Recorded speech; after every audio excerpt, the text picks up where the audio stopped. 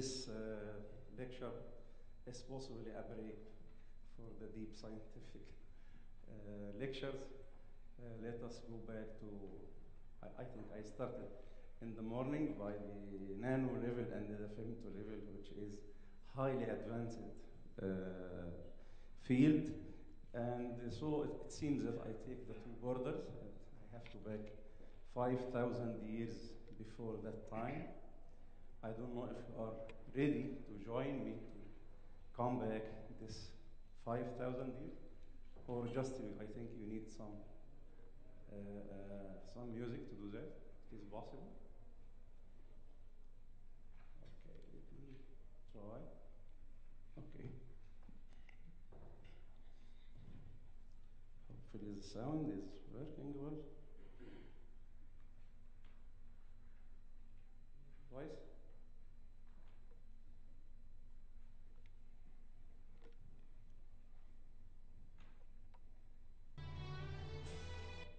Let us restart. Yeah, I just looked for a very small piece of music for Omar Khayrat, just to make you feel that you are walking in the history, or at least in the walls of the museum in Egypt, to prepare just you for the history.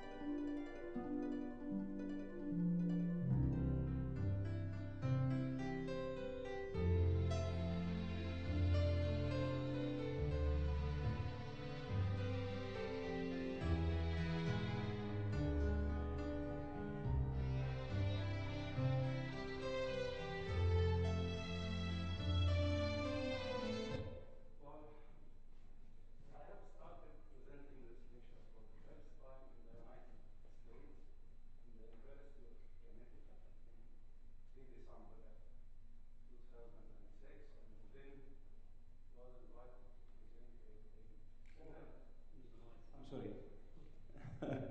The first time I presented this lecture was in the United States, in the University of Connecticut, at 3rd of December 2006. And then I have been invited to present it in Poland, in Warsaw, or Warsaw in Polish, at the Warsaw University in October 2007. And then also, I have been invited to present it in Toyama, in the College of Medicine, Graduate School of Medicine in Toyama in December 2008. Then back to Egypt, in the Desert Research Institute in Cairo, and then in Austria, in Vienna, in the Medical School of Vienna in March 2013, and then Kafr Sheikh University, my home, also at 2013, and 2 times in Iraq. One was in the University of Baghdad, and the other was in the Technical University in Baghdad also. Just let us see our nice flag to go deeply in Egypt. Well, the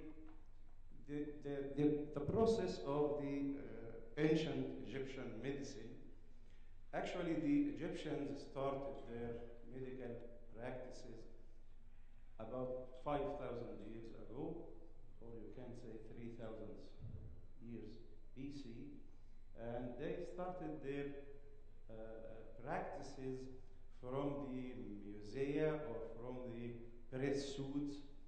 So the religion in Egypt, it seemed to be a very cornerstone behavior from the very, very beginning. And just as a reminder, if you remember that one of the young kings of Egypt, I think it is Akhenaten, if you remember, he was killed at his age at 17 because of his religious thinking, which deprived the temples and the priests from their authority for his father, and this he was killed.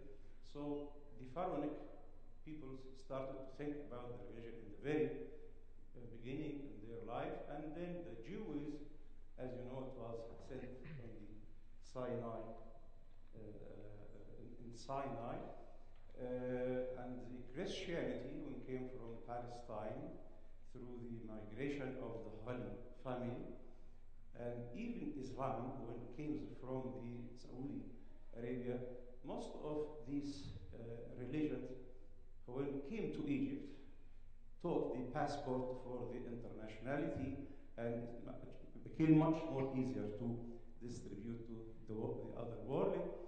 And the statement that I always refer to say that the people who exported peace message to the globe will never be fanatic. I mean in Arabic الناس اللي يصدروا الدين والسلام للعالم لم يكونوا أبدا متعصبين. That's what I mean.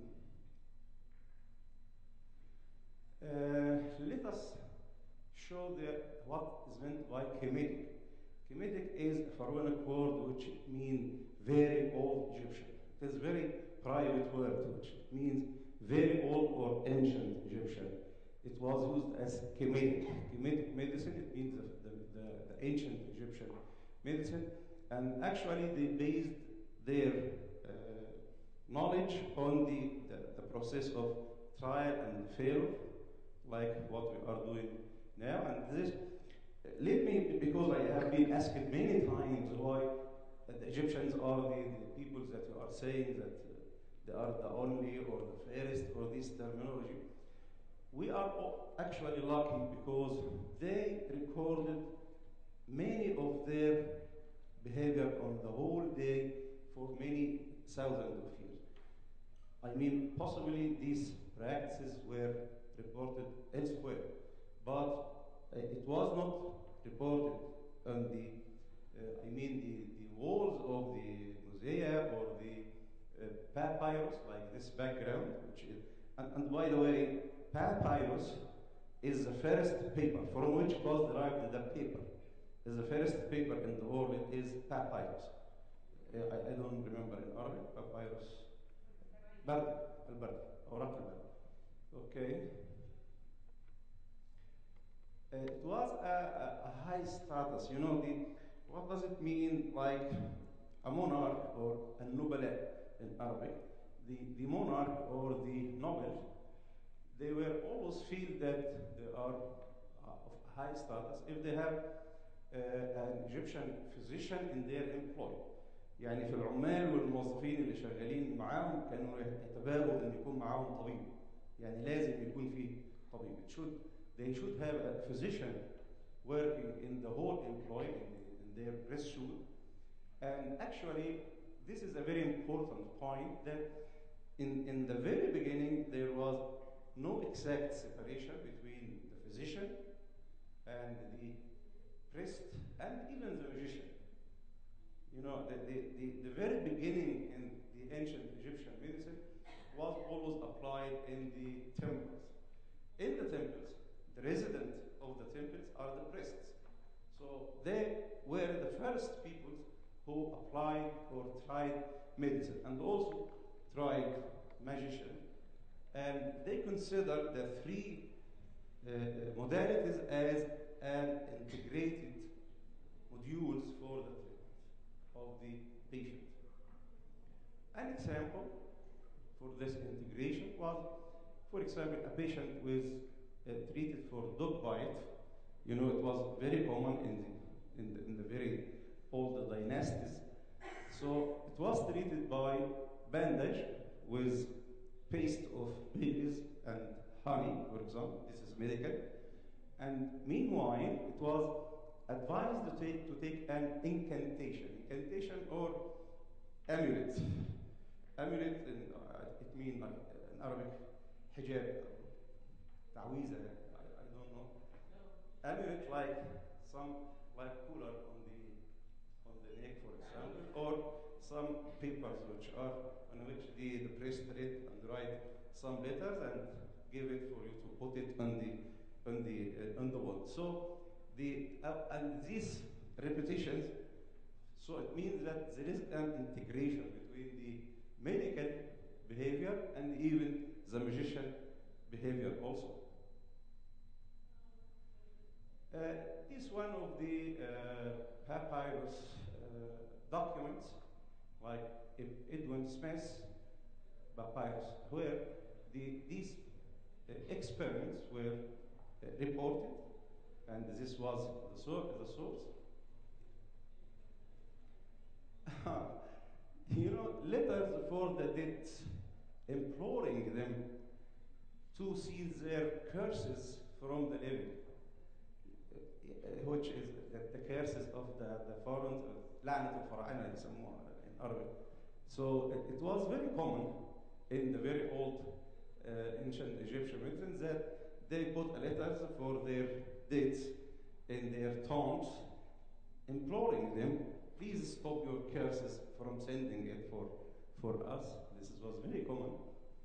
And texts for various dream interpretations. Of course, you know, there is a lot of channels now for, you know, the audience contact the presenters and his guests asking him for the interpretation of their dreams. This was a very old pharaonic treasure, actually. So the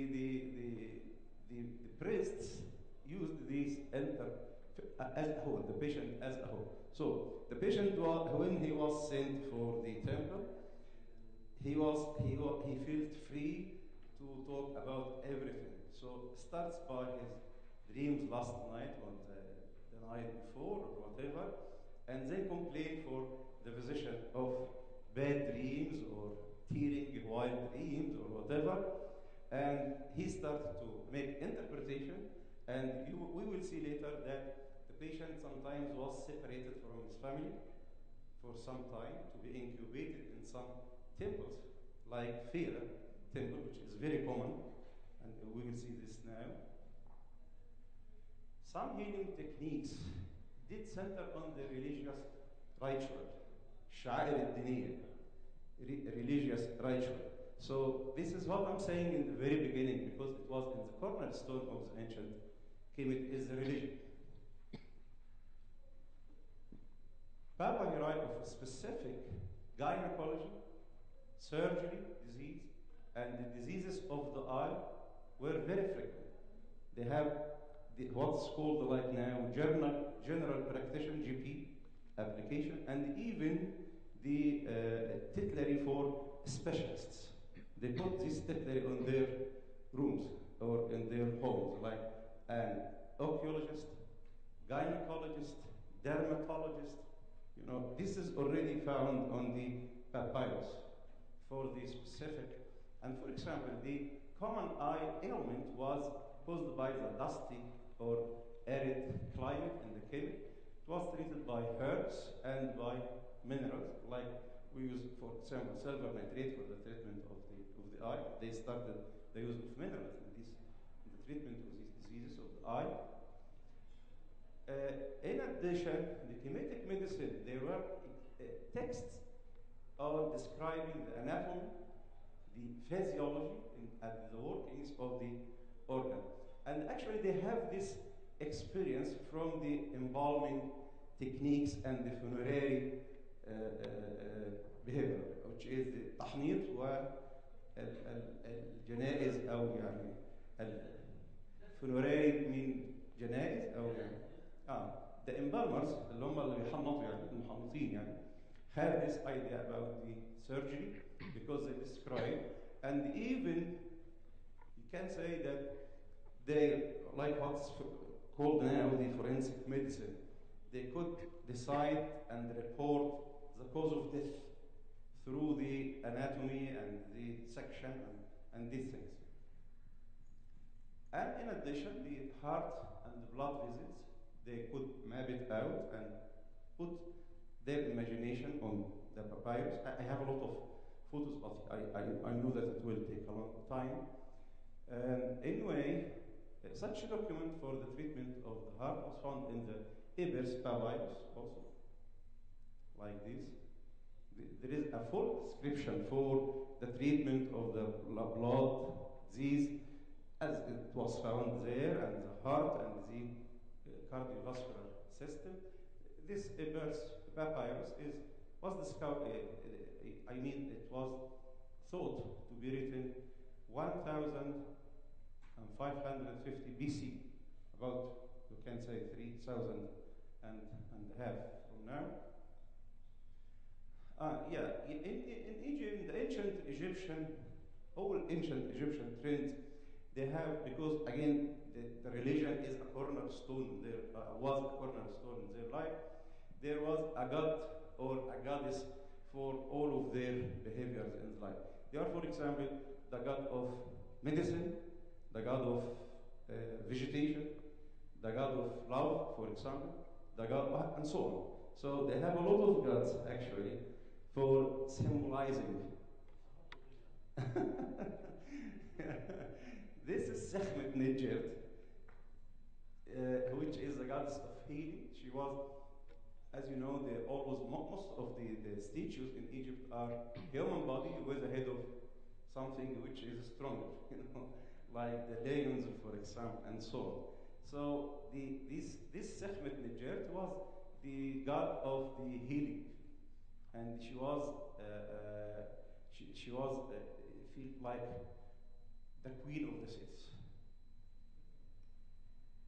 Imhotep, which is Amenhotep, I think in Arabic, they always used to say Amenhotep or Imhotep. Imhotep in hieroglyphic language, it has two parts. M, it means peace, and Hotep, M mean M and peace. In peace. Imhotep means in peace. He was an old kingdom physician and architect. Currently, this statue is found in front of the University of Iowa Hospital in the United States, watching on the main door of the University of Iowa in the United States. Surgery. They have,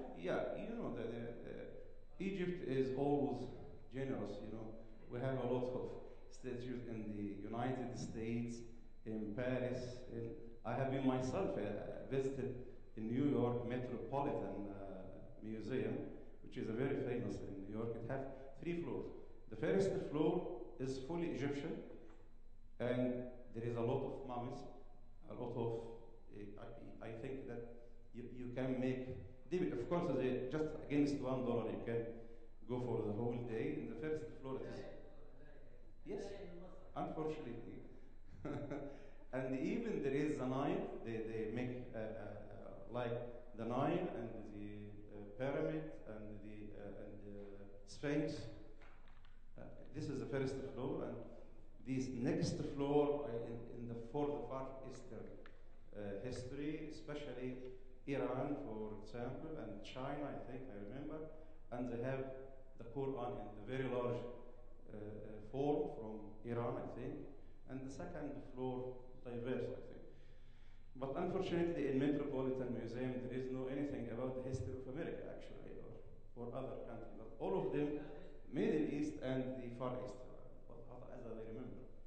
Anyway, in the surgery, they started for the traumatic ones, for example, and the autopsy analysis, and the disease, like forensic medicine, which was actually by either the embalmer priest or by the physician of the king.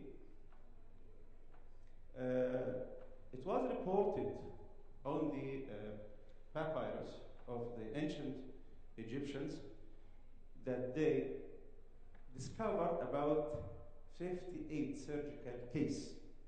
They reported in details, in full details, that they faced about, or reported about 58 surgical cases, only 16 of which deemed to be without treatment, but they left about 42 detailed accounts as diagnosis, treatment, which were purely of surgical cases. As you will see, for the surgical tools from the temple of relief of Komombo in, I think, Aswan.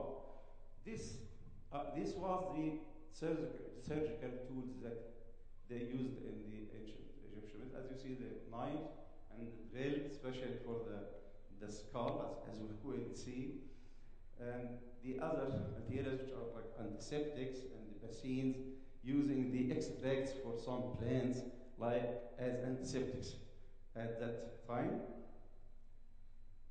Prescriptions, it was common that the patient go for the priest and he write down a prescription for him, prescribing some materials from animals, from the plants, and from the dust and the minerals and so on, and write the use and frequency and so on. They used a lot of things, for example. And it's funny that the ancient Egyptians used everything in their atmosphere, like the animals, the plants, even the droppings of the animals, like the urine and stool of some animal. For example, the Egyptians were the first peoples who tried the birth control. Although they were, in this time, I think they were about 500,000 or something like that. But they thought about birth control. They used some minerals which were thought to be antibiotic value to kill the sperms. And it was very common that they used the crocodile dung, the stool of the crocodile. They extracted it by some water and used it locally for the woman, and it was efficient as spermicide. You know, imagine that they thought about that. And this made a problem or a social problem in the animal. Some animals was thinned out يعني curved in that time. It was thinned out because of the superstition اللي هي الخرافة يعني اللي هي التخاريف. That some people say that there is some animals which are very important in the treatment of impotence, for example, or in the treatment of such a disease or whatever. So the hunts started to get these animals and it was thinned out. Birth control, I talked about it. General medical practices. They used, for example, suppositories of garlic and herbal dressings, and they make enema from castor oil, for example, and aromatherapy. They used aromatherapy, volatile oils, and مر اللي هو المر بنسميه in Arabic المر أو مر. It was used as vermifuge and to expel parasites, and they discovered bilharzia, you know, in very, very old, and they treated it. They used some extracts for its treatment, and the most serious thing is they treated the frequent untreatable headache by trepanning. يعني اللي كان مش عايز يخف يكسر له دماغه يعني زي ما احنا بنقول في اللغة العربية. ده يعني if someone have frequent headache, untreatable, they use the drill to make trepanning. They make a hole in the, as you see, a hole in the skull and draw some cerebrospinal fluid. I think this is now sometimes it is applied, but through the cerebrospinal fluid. Sometimes in the meningitis, I think, or unexplained fever, sometimes they measure the tension of the cerebrospinal fluid and they prescribe withdrawal of some of the cerebrospinal fluid. This was very old, actually, idea. Kinetic medicine was acknowledged by some famous scientists like Hippocrates, Hippocrates in Arabic, Hippocrates, and Galen. I think we know Galen, the father of chemistry. I think he's a French scientist. Both of them in his books acknowledged that he used the ancient Egyptian medicine as a very early source for his books and bibliography. Circumcision. In Arabic we say tahar. Circumcision, it was reported in the walls like this behavior for the men. Okay. And my surprise today is the stethoscope. The stethoscope. You know, the stethoscope was discovered by a British scientist at 18. Okay? But it was found on the walls of the temple, as you see. This is one part that collects the sound on the heart, and this is here on the other side. But actually it was very long, I think probably to decrease the noise of the beating hearts of the Egyptians. Psychiatry, they described the depression by different terms, like the fever of the heart, or dryness of the heart, or falling of heart, or debility of the heart, and so on. And psychotherapy was also applied by incubation of the patient, or temple sleep, for a night, and you know, there's some sort of isolation from the society, and let him think in front of his patient privately, exactly like what we are doing today. And this was common in the elephant or Pharaoh temple in this place. You see, I think this is most probably the psychiatrist hospital, a best psychiatrist on the Nile and resort, and there is a very nice place. Physiotherapy, it is known, the heliotherapy or heliotherapy is exposure for the UV light. It was also very common in the dynasty, in the first dynasty. This was also mentioned in the Ebers papyrus for pain relief. To relieve any, this is the statement, to relieve any painful part, the body is anointed and exposed to the sun. Anointed يعني يندهن بزيت أو بمرهم أو شيء يعني some of these materials, and then exposed for the UV. This is reflexology. It is completely physical therapy or physiotherapy. Also, this is reported, and these were the materials, and it is written, of course, in hieroglyphic. Hydrotherapy and aromatherapy also, they treated, as you see, this is the physician, a very smart guy, and this was the patient, okay, and they poured the water from some sort of higher on his head and then left it to pass through his head and the rest of his body. Veterinary, you know that in the temple of the kings, there was a lot of animals as sacrifices, qarabin in Arabic, sacrifice. So these sacrifices or these animals in the press suit of Sekhmet that we saw here, her photo, there was a physician for the animals who described their diseases, because they thought that all the animals that should be used for sacrifice for the gods should be checked with. Exactly like we do in Islam. If you compare the case that if you sacrifice any animal, you have to choose it one of the best of your animals. This is the idea of the sacrifice from the very, very beginning. Dentistry, they used what is so-called the bridge, kubri, to join one of the moving teeth to fix it through a bridge using one of the wires in the atmosphere or in the Egyptian atmosphere to fix and to link to the fixed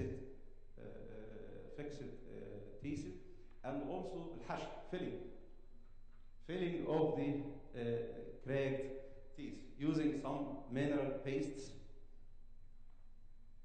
Herbals, I will go very fast through the herbal because it is very common in the ancient Egyptian medicine and even in the Ayurveda and Kongo medicine, I think, in Japan. I think they, for example, use the gamma acacia treatment as vermifuge and for the diarrhea and skin diseases.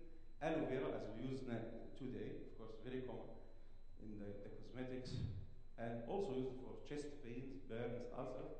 Basil, it was excellent for the heart, and I think I have shared some of Indians in the Nuclear Institute of Medicine, I think, by an invitation.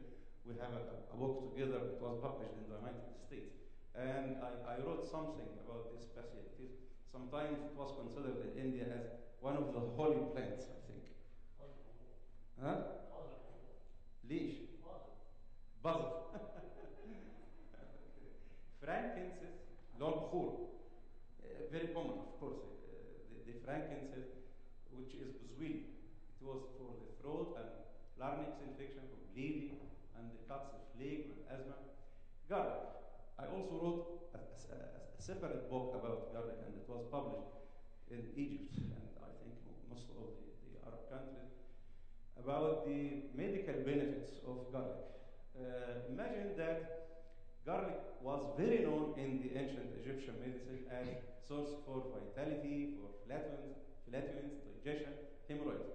And it was reported in one of my sources in my book, in an American book, that the Egyptians, while building the pyramids, they used about garlic, which stands for about $8 million for the peoples who built the three pyramids, because they consider it as a source for their employees for vitality, and in addition, they have some sort of separation or isolation for the peoples working in their home, especially the Hebrew. They were separated, and they urged them to use the garlic because of like antibiotic, because it should be separated. They were separated in some rooms. This is actually written. And henna, of course, all of us know it. It is as astringent and diarrhea. Licorice, they also used it frequently as laxative and for the liver and pancreas. Mustard, also it is used, I think, mustard in Arabic, in khardal. Myrrh, I talked about myrrh also. Honey, also they was very frequently used in enema and bases for the ointments and unguents and so on. These are the hieroglyphic letters. Just as a reminder, you know, the Egyptians didn't use the letters as we use now. It was just draws, like this, as you see. Like, for example, this is A, and this is B, and this is C, and so on. Unfortunately, it was not translated in the very beginning for the Arabic, because the hieroglyphic letters was first discovered by Champollion, which was a French scientist when the French invaded Egypt. And finally, it's nice to me to present this very short story.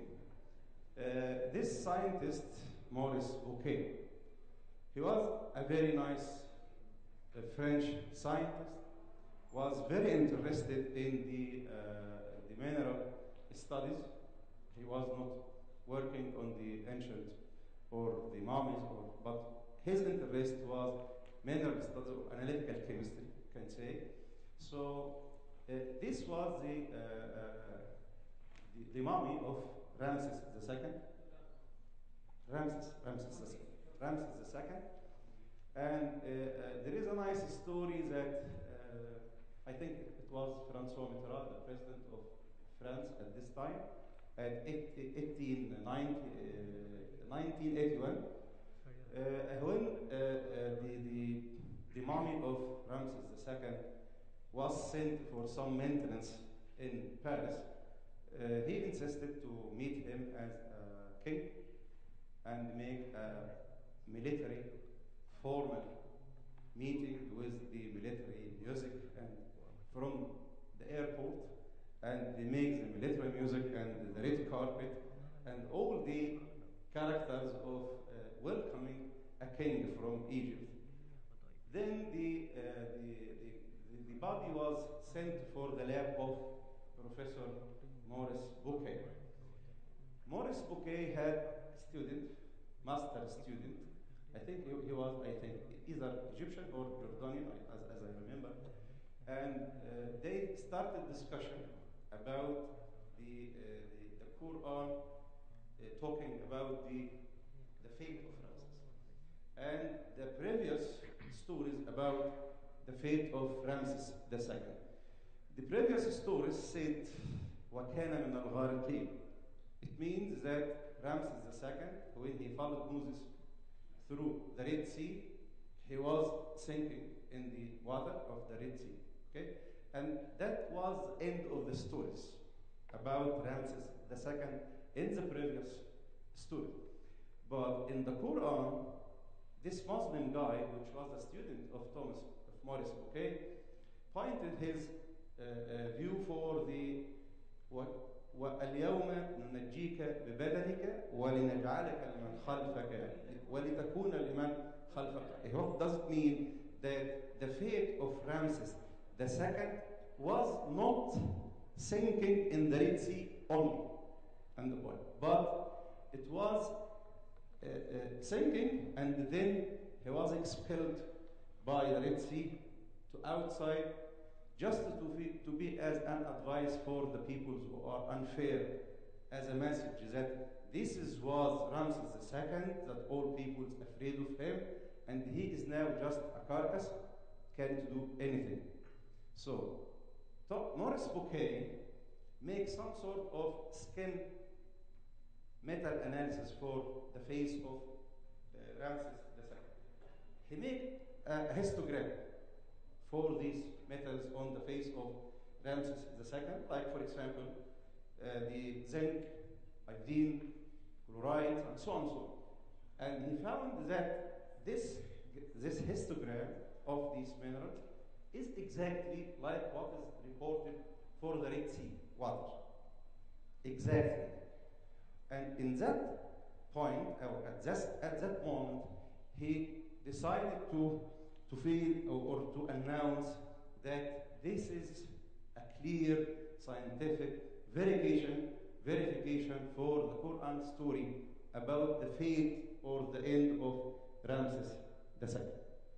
And he started to study independently the Bible, the Torah, and the Quran, and he started to make some sort of scientific or scientifically based comparison, and he wrote his famous book after he committed Islam. He committed Islam while his age more than 80 years, I think, and he wrote his book, Quran, Torah, Bible, and Science, a study of the holy books in the light of the advanced sciences. Thank you so much for your attention.